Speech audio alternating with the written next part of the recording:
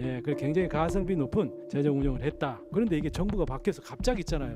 무슨 대역죄를 지은 것처럼 이렇게 된 거는 정말 저는 문제이다 생각하고, 지난 정부 문재인 정부 때 물쓰듯 재정을 썼을까요? 저는 썼다고 생각합니다. 저도 당사자이기 때문에. 그때 코로나6이라는 국가적 대형 화재가 났죠. 그 방아수를 쓴 겁니다. 자, 그리고 우리가 돈을 썼는데 재정 투입이 우리가 충분했습니까? 이렇게 다른 OECD 국가들하고 비교를 해보면 우리가 덜 썼다라고. 대한민국 재정 당국이 보통 당국이 아닙니다. 굉장히 인색해요. 그렇기 때문에 허리띠 졸라매고 국민 여러분도 같이 허리띠 졸라맵시다 해서 금융 지원으로 이렇게 간 겁니다. 그러다 보니 가계부채가 늘었고, 그것도 상당히 지금 비판받는 거 아니겠습니까? 그렇게 고통 분담을 했다라는 거지, 그걸 정부가 무슨 물수저 썼겠습니까? 네, 우리 이거부터 있잖아요. 조금 정확한 진실관계를 밝히고 가야 된다. 예, 안도울입니다. 먼저 우리 5분의 교수님들 비롯해서 발제 감사드립니다. 아주 통찰력이 있는 내용 같습니다. 정세인 우리 교수님한테 좀 여쭤볼게요. 아까 좀 지난 정부 문재인 정부 때 물쓰듯 재정을 썼을까요? 저는 썼다고 생각합니다. 저도 당사자이기 때문에. 그때 코로나6이라는 국가적 대형 화재가 났죠. 그 방아수를 쓴 겁니다.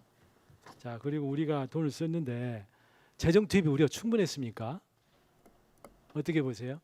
IMF 뭐 통계 같은 게 있잖아요. 우리가 예, 다른 나라와 이렇게 다른 OECD 국가들하고 비교를 해보면 우리가 덜 썼다라고. 그래서 시민 단체들도 많이 비판을 했었습니다. 예, 그렇죠. 재정 투입면이라든가 또 국가 부채 증가를 보면은 우리가 OECD 평균의 한 절반 정도 썼다고 그래요. 그리고 그거를 나머지 우리 이제 국민들이 가계 부채로 있잖아요. 우리가 금융 지원을 통해서 하다 보니까 가계 부채가 늘어났고, 그리고 국민들이 또 같이 있지 않습니까? 허리띠를 졸라맨 거거든요. 대한민국 재정 당국이 보통 당국이 아닙니다. 굉장히 인색해요. 그렇기 때문에 허리띠 졸라매고 국민 여러분도 같이 허리띠 졸라맵시다 해서 금융 지원으로 이렇게 간 겁니다. 그러다 보니 가계 부채가 늘었고, 그것도 상당히 지금 비판받는 거 아니겠습니까? 그렇게 고통 분담을 했다라는 거지, 그걸 정부가 무슨 물수저 썼겠습니까? 예, 우리 이거부터 있잖아요. 조금 정확한 진실관계를 밝히고 가야 된다. 그렇게 보여집니다. 그 정부가 그렇게 해서 우리가 굉장히 성과 좋았잖아요. 우리가 가장 K 방역, 우리가 가장 피해도 줄였고, 우리가 21년도에 있잖아요. 4.1%, 지금 이제 기준이 바뀌었습니다. 4.3%. 예, 아주 고성장을 해서 가장 빨리 우리가 또 경제를 회복을 했죠. 다들 당시에 칭송했어요. 예, 그 굉장히 가성비 높은 재정 운영을 했다. 우리는 그렇게 평가를 하고 있는 겁니다. 그런데 이게 정부가 바뀌어서 갑자기 있잖아요.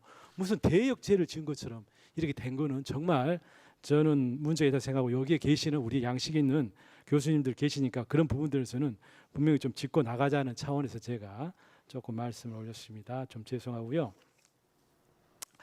저기 우리 박명호, 예, 우리 재정 전문가시잖아요. 이번에 세수 결손이 생겼어요. 30조.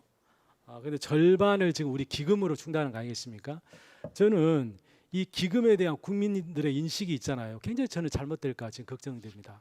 기금 마치 있잖아요. 무슨 화수분처럼 있잖아요. 정부가 돈을 쟁여놓고 거기서 빼가다 쓸 수 있는 거, 이렇게 생각할 수 있거든요. 그거 아니죠. 기금도 중요한 정부 재정의 한 축이죠.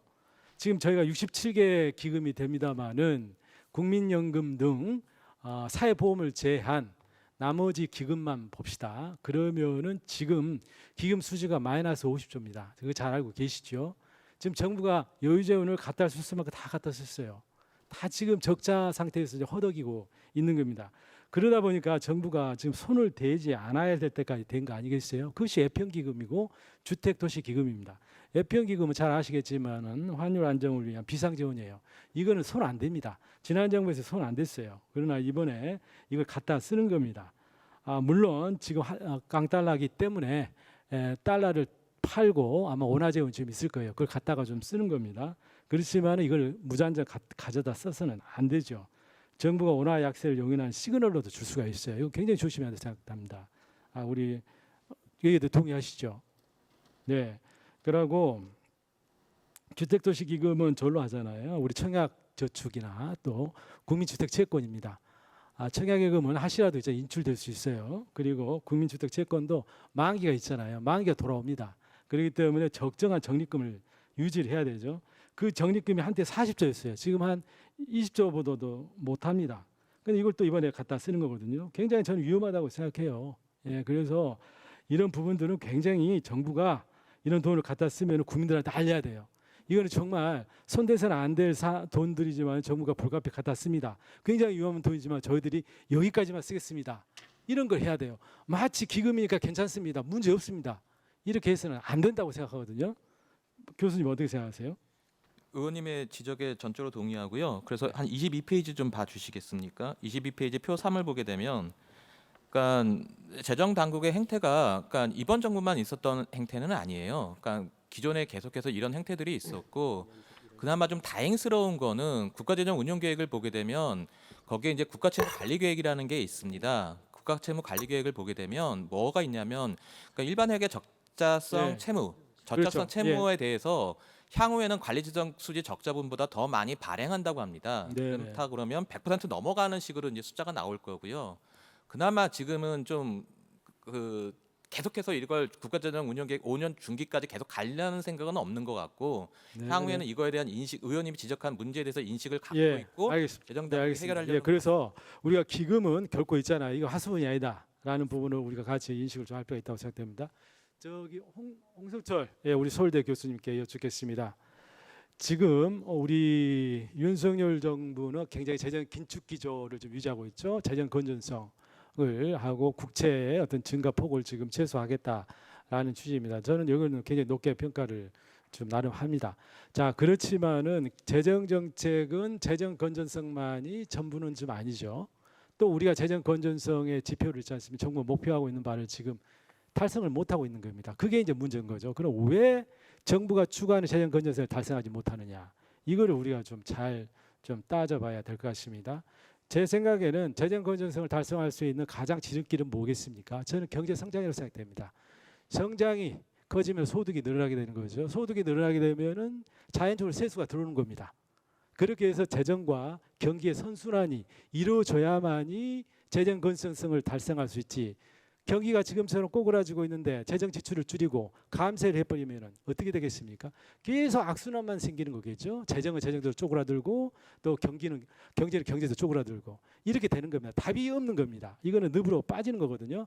그래서 재정 건전성은 그 자체가 목적이 아니고 하나의 이제 지향인 거죠. 그리고 경제 상황에 맞는 재정 건전성을 이룩할 수 있는 재정 정책을 아주 현명하게 써야 되는 겁니다. 그래서 우리가 이렇게 어떻게 하면 재정 정책을 현명하게 쓸 거냐라는데 국민적 중심을 모아야지 재정 건전성이다 아니다 가지고 할 일 아니다 이렇게 좀 생각이 됩니다.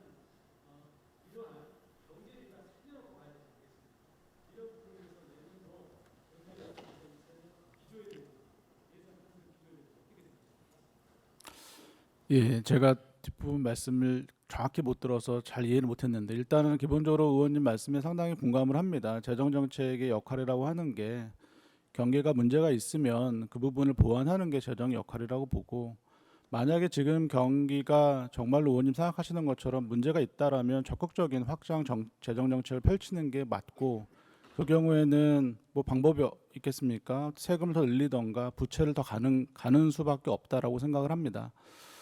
근데 지금 이 경기 상황이 우리가 볼 때 전반적인 경기 부양을 해야 되는지에 대해서는 좀 전문가들 의견을 좀 들어보시는 게 좀 좋을 것 같다는 생각이 좀 들고요. 한 가지만 말씀을 드리면 저는 이제 법인세를 감세를 하는 것에 대한 취지는 이걸 통해서 기업들이 적극적으로 투자에 나서서 경기가 살아나는데 좀 역할을 해주길 바라는 그런 마음이었다고 생각을 합니다. 하지만 여러 가지 대내외적인 그런 상황으로 기업들이 제대로 투자를 못하는 것도 있지만 또 한편으로는 이게 꼭 법인세를 낮춰준다고 그 기업들이 투자를 더 하는 게 아니라 여러 가지 제도라든지 규제라든지 이런 것도 같이 완화가 되면서 경기를 부활을 해야 되는데 그런 부분들도 좀 많이 부족하지 않았나라는 좀 말씀을 좀 드리고 싶습니다.